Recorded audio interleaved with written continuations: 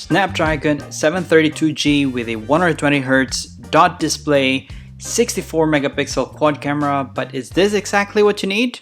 Let's find out.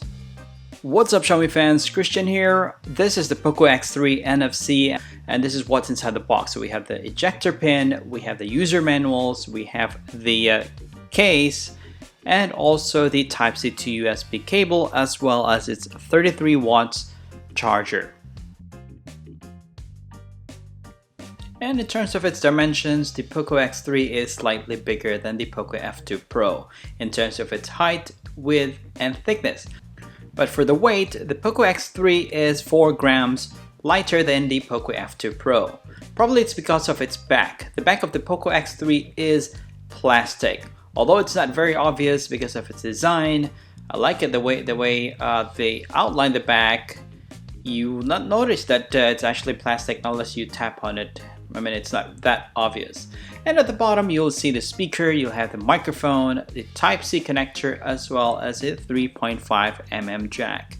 And on the side, you'll have the volume buttons and the power button, which is also the fingerprint sensor if you lock your phone. And from the top, you have the IR blaster, there's a second microphone, and there's another hole there, but I'm not sure what it is. So if you do know it, leave a comment below, we'll find out what that is. And on the other side, we have the hybrid nano SIM, and the memory card supports 256 gig.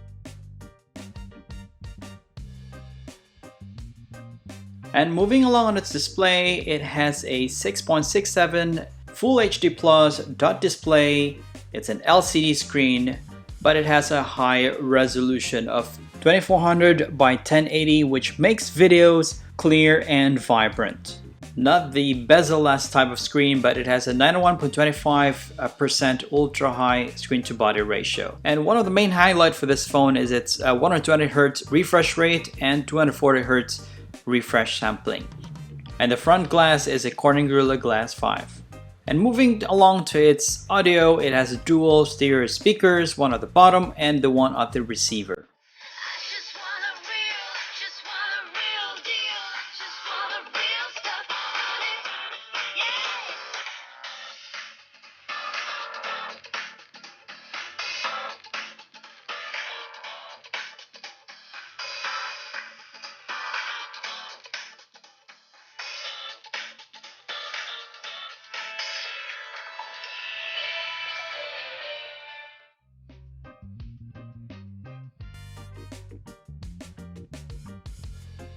And out from the box, it is already pre-installed with the MIUI 12 for POCO and also the POCO Launcher 2.0.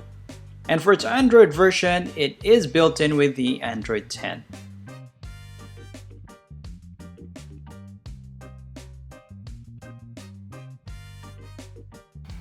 And the POCO series has always been known for its gaming performance. This is the first phone to use the Snapdragon 732G. G stands for gaming, which is quite powerful for gaming. It has an 8nm process technology, the Adreno 618 GPU with the octa-core processor up to 2.3 GHz clock speed, so which makes gaming more smooth. Using the NBA 2K20 here. I've set it to the highest settings and it's still smooth, no lags or anything like that.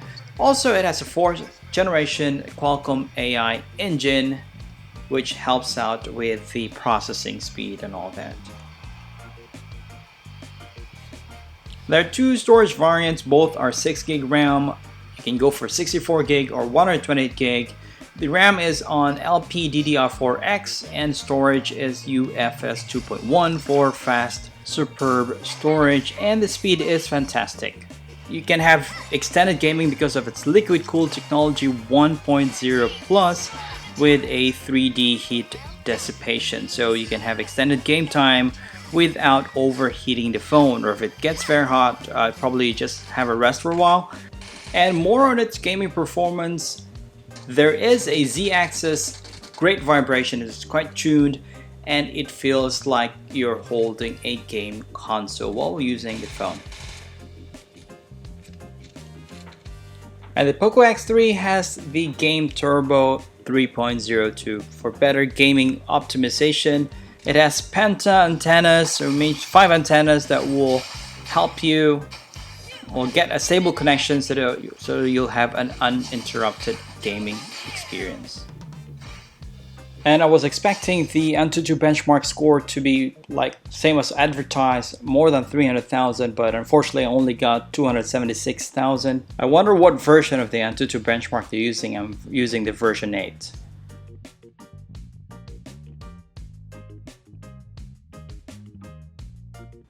And the POCO X3 has a massive battery of 5,160 milliamperes, which can easily last you for more than 1 day. And for its charging, it's super fast with its 33 watts fast charger, which you can full charge the phone just slightly over an hour.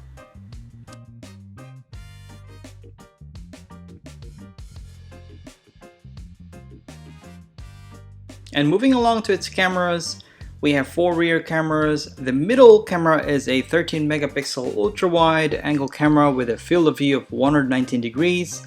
And the bottom left is a 2 megapixel macro camera, while the top right is a 64 megapixel main camera which has a Sony IMX682 sensor, and the bottom right is a 2 megapixel depth sensing camera. And here are a few samples while I was walking around central London. And these photos are taken like late afternoon, so there's not much sunlight, but it's still pretty good. Even though in those low light it's still clear and there's still color contrast, still natural color. It's not less saturated or oversaturated. Only in some areas like this, if it's too dark, then the picture becomes a little bit dull. But most of the photos are pretty decent. It's quite good if it's well lighted though, but if it goes to the dark areas, you lose some of the colors. And the 64 megapixel is quite sharp even on low light. So let's try to zoom in one of these photos. Let's see. Okay, we can try to zoom it in. You can still see the lines of the building. It's not distorted or something, even though you zoom it in. It still looks pretty good. So macro, it's not the best one because you have to be at least 4 meters, but it's like kind of wide macro lens. And night photos are quite good. So as you can see, it is a big difference when you turn on the night photo mode. And video quality is very stable. This is a 1080p 30 frames per second. It's handheld, but still it is quite stable. And for the 60 frames, sometimes it loses focus, although it's still stable, but not as stable as the 30 frames per second. But yeah, it tends to comes in and out. And 4K also has a stabilization. It only goes up to 4K 30 frames per second.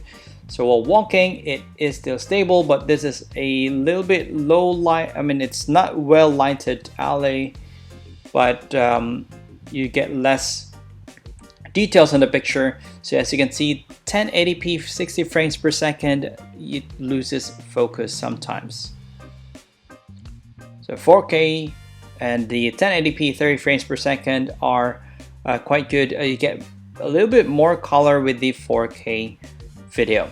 So on the front, we have a 20 megapixel AI selfie camera. That is the dot on the display over there. And these are some of the samples. So it's quite decent. It's pretty good using its AI on its camera.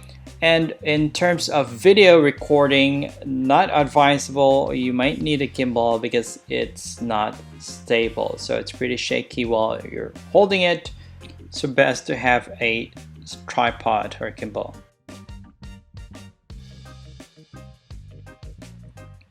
And other features of the POCO X3 includes the NFC, hence the name itself. So NFC, it supports Google Pay, and it's also an IP53 splash-proof and dust-resistant. And you also have super cool AI filters in the cameras, and the case and the screen protector are antibacterial.